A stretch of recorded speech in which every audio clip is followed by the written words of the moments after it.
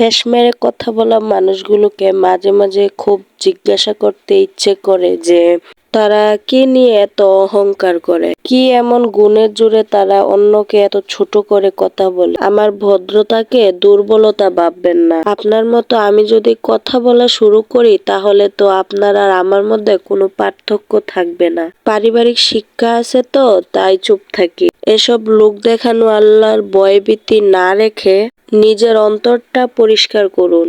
দুনিয়াতেও মানুষের ভালোবাসা পাবেন, আবার পরকালেও শান্তি পাবেন।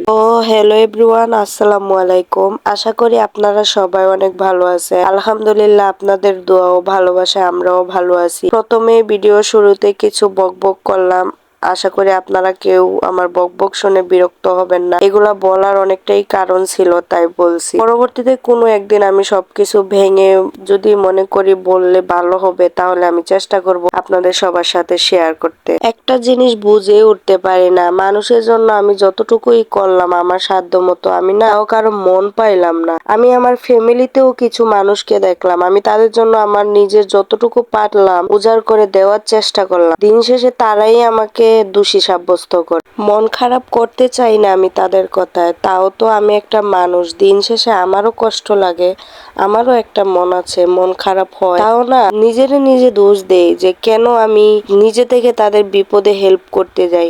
আমি চোখের সামনে অনেক মানুষ দেখছি আমি তাদেরকে নিজে থেকে সাহায্য করছি বা করে আসছি, কিন্তু তারা আমাকে দিন শেষে একটু যদি 19 থেকে 20 হয় তারাই আমাকে দোষ দেয়। তুই এটা কেন করলি না, ওইটা কেন করলি না।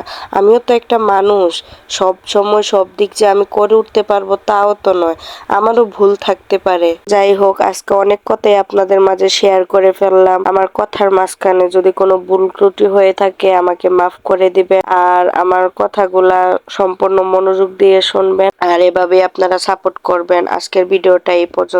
আল্লাহ।